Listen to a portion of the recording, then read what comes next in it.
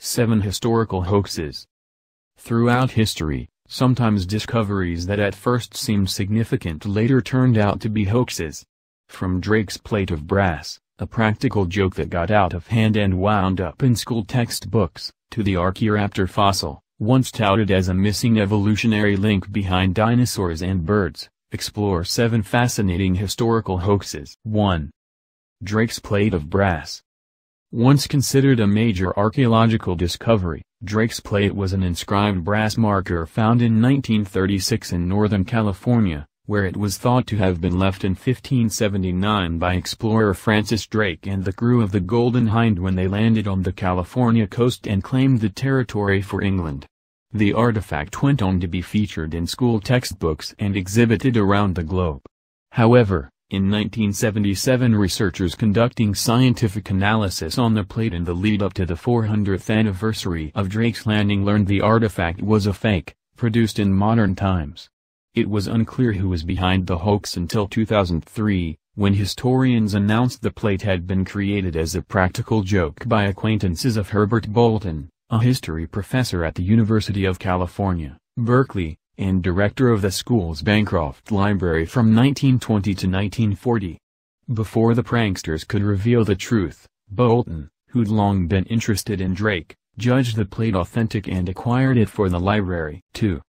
Archaeoraptor. In 1999, National Geographic magazine touted the discovery of a feathered dinosaur fossil named Archaeoraptor liningensis, stating, "With arms of a primitive bird and the tail of a dinosaur, this creature found in Liaoning Province, China, is a true missing link in the complex chain that connects dinosaurs to birds." Just months later, however, it was revealed that the celebrated Archaeoraptor fossil was a phony, made from pieces of unrelated fossils. An investigation determined the pieces were found in 1997 by a fossil-hunting Chinese farmer digging in a pit. He glued the fragments together then sold the fossil to a Chinese dealer, who in 1999 sold it to the director of a dinosaur museum in the U.S. for $80,000. From there, National Geographic got wind of the seemingly momentous fossil and went on to publish its story.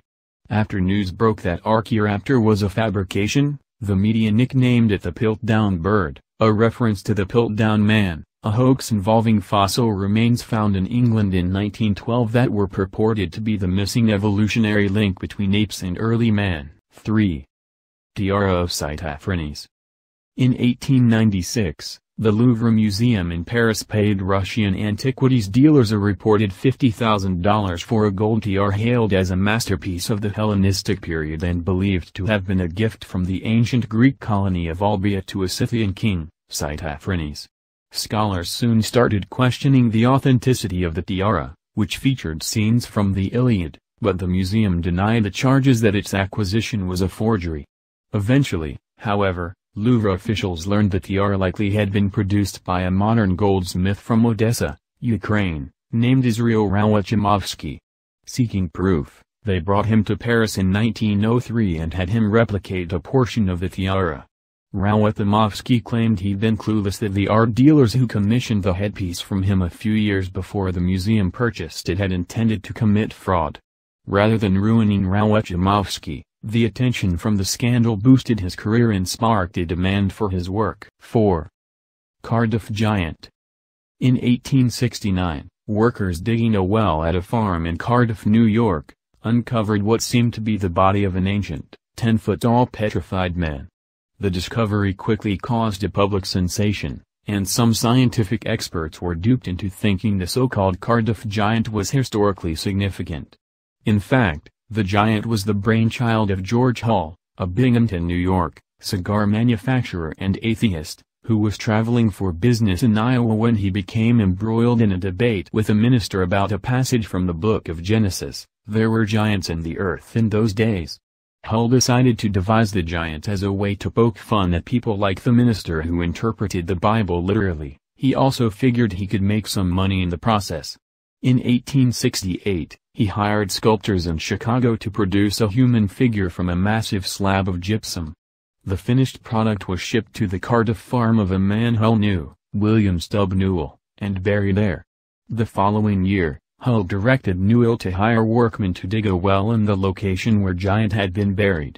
After the figure was unearthed, crowds flocked to see it and Newell charged admission. Some scientists speculated the find was a petrified ancient man, while others theorized it was a centuries-old statue made by Jesuit priests. Before long, however, esteemed paleontologist Othniel Charles Marsh declared the giant of very recent origin, and a most decided humbug, and in 1870 the hoax was exposed when the sculptors came clean. 5. Calaveras skull. In 1866, miners in Calaveras County, California, unearthed a human skull buried more than 100 feet deep in a minute, under volcanic deposits. The skull wound up with Harvard University professor and California state geologist Josiah Whitney, who announced it was evidence of the presence of humans in North America during the Pliocene Age, some 5 to 2 million years ago. However, rumors soon began circulating around Calaveras County that local men had planted the skull as a practical joke. By some accounts, Whitney, now the namesake for the highest mountain in California and the continental U.S., Mount Whitney, was specifically targeted by the locals, who resented him. In 1992, radiocarbon dating indicated the Calaveras skull was probably about 1,000 years old. 6. Etruscan warriors.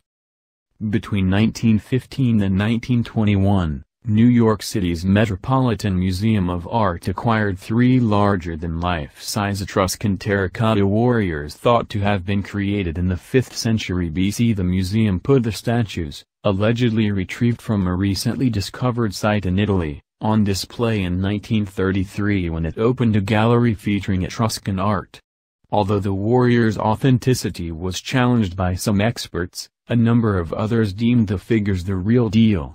However, in 1960 newly developed methods of scientific testing demonstrated the warriors, for which the Met had paid a hefty sum, were of modern origin. The following year, authorities learned that a group of Italian men had produced the forgeries decades earlier, based in part on photographs of tiny statues of Etruscan warriors exhibited at other museums. 7. History of the bathtub. In 1917, a New York newspaper, the Evening Mail, published a story by esteemed journalist H. L. Mencken titled A Neglected Anniversary, in which he wrote that Americans had failed to commemorate the recent 75th anniversary of the invention of the modern bathtub. He provided a variety of supposed facts about the tub, stating it had been invented in Cincinnati and that Millard Fillmore was the first president to put one in the White House, in 1851. Mencken even reported that taking baths once was outlawed in certain parts of the U.S. because doctors considered them hazardous to people's health. In reality, Mencken's history of the bathtub was a hoax, intended to highlight the American public's gullibility. However, in the years that followed, the article was reprinted in multiple newspapers and its fabricated facts showed up in reference books. Even after Mencken admitted in print in 1926 to the deception, a number of people continued to think his concocted history of the tub was true.